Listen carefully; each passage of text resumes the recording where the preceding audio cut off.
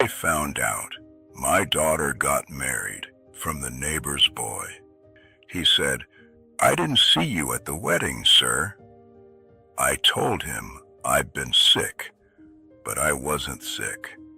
I just didn't know. My daughter got married in 1998, and I found out in 2004, standing on the side of a sidewalk. I just stood there.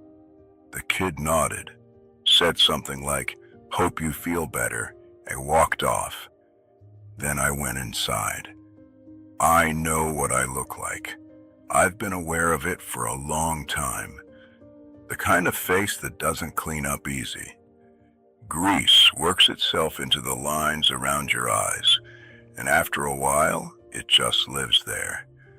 Thick hands, busted up knuckles, stains that won't come out no matter how hard you scrub. I'm not saying this so you feel sorry for me. I'm saying it because it's connected to what I'm about to tell you. My name is Raymond. I'm 87 years old. I ran an auto repair shop for 34 years, started working on engines when I was 19, and opened my own shop around 30. Exhaust, solvents, dirty fumes, all of it. The kind of work that gets into you.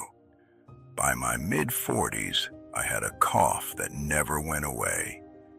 Doctors said it was the fumes. I said, "Yeah, I know."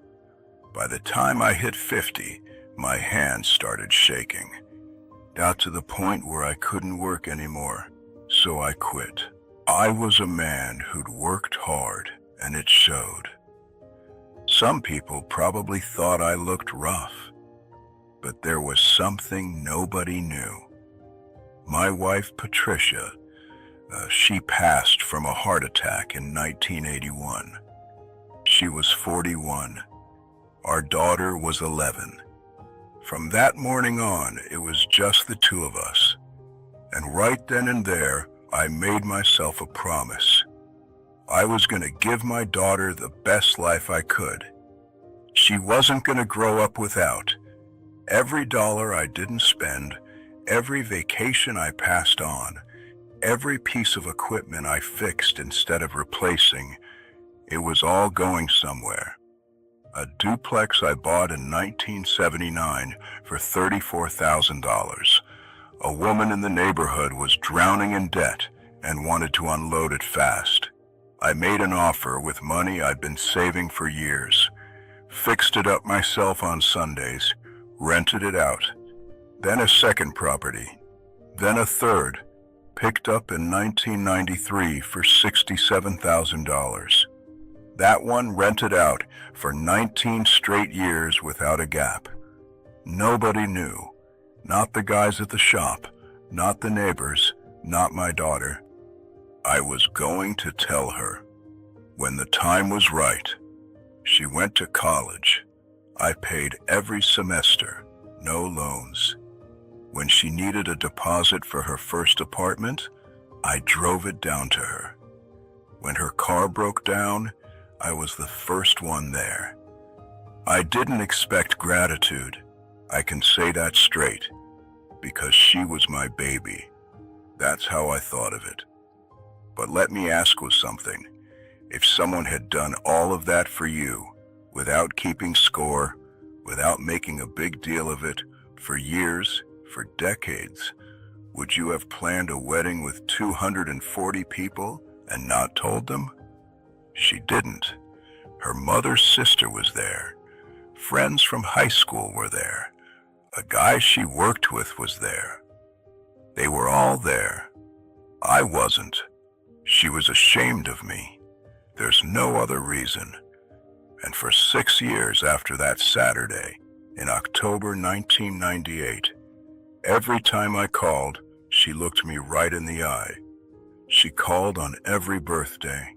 When I asked about David, that's her husband's name, she answered like it was all perfectly normal, like I was just supposed to know him as a voice on the phone and nothing more. After 2004, I never let on that I knew.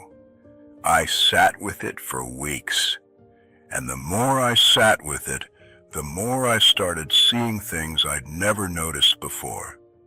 How she'd go quiet when I said I might stop by, the Christmas excuses, the way she'd brush me off on the phone when I asked about her weekends. I just hadn't noticed before. I've been telling myself she needed space. You know, young couples need room to breathe. The wedding wasn't the beginning of something. It was just the first time I had proof. She'd been managing me for years, close enough to call when something broke or a bill came in wrong, far enough away that I'd never show up somewhere and become a problem. Some debts don't get paid in money, and some people will take everything you give them and still find a way to make you feel like you owe them more. About 8 years ago, her health started giving her trouble. Nothing too serious, but she was living alone, and she called and asked if I'd come stay for a while. Think about what it took to make that call. After all of it, to call the man she'd been keeping at arm's length for years. I came anyway, packed up my place, and went. Moved into the guest room. Gave her my whole pension check every month, $1,140. Kept $60 for myself. That's what fathers do. But the longer I stayed in that house, the more I noticed things. Nobody knocked before coming into my room.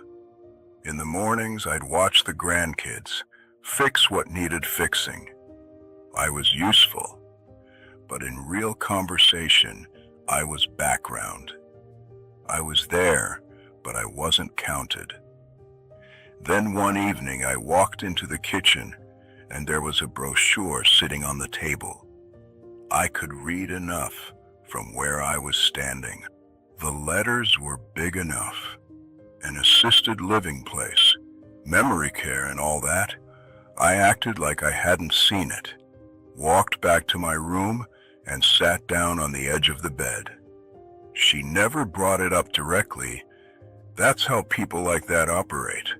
They don't come at you with demands. They just slowly move things along until you figure out where you're supposed to end up. 2 days later, I told her I'd been thinking about going to a place like that I didn't want to be a burden on her household. Her eyes lit up, like she'd been holding that in for a while. "Daddy, I think that might be best for your health," she said. "Give me a week," I said. I left in 3 days. She didn't know where I was going. Before I moved in with my daughter, I'd already rented out my old place. The rent from that goes to my grandchild, as long as I'm alive. But that's a separate matter. The duplex from 1979, still mine. The second property, the third, all of it, right where I left it. Rented out, maintained, doing what it always did. I took a cab and went to my new home. I used to stop by once a year, but I'd never walked in thinking, well, this is where I'll live.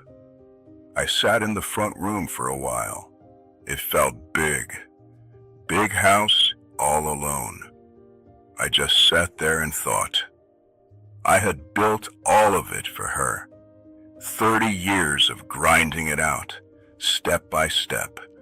Every property, every dollar I didn't spend on myself, every penny I scraped together, all of it was for my daughter who grew up without her mother. I've worked on enough engines in my life. I know what a Ferrari is, but I'm 87 years old. I'm not about to go chase one now. I wrestled with myself for a long time, but last year I called a lawyer. I wasn't angry. My anger comes fast and goes fast. What I was feeling was something quieter. something that had settled in deep. I redirected everything. The properties, the accounts, half went to a veterans organization in Dayton. The rest went to a family shelter a couple towns over, and to James, the apprentice who used to work with me at the shop. I kept enough for medical and to live in the duplex without having to ask anybody for anything.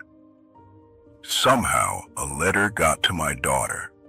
I still don't know exactly how or where it came from. She called. "Daddy, why didn't you tell me you had all these properties? And why did you do this?" "I gave it to people who needed it," I said. "I'm your daughter," she said. "I know that. I built all of it for you, saved even on the food I ate, for 30 years. Then I saw some things, heard some things, and I made a different call." She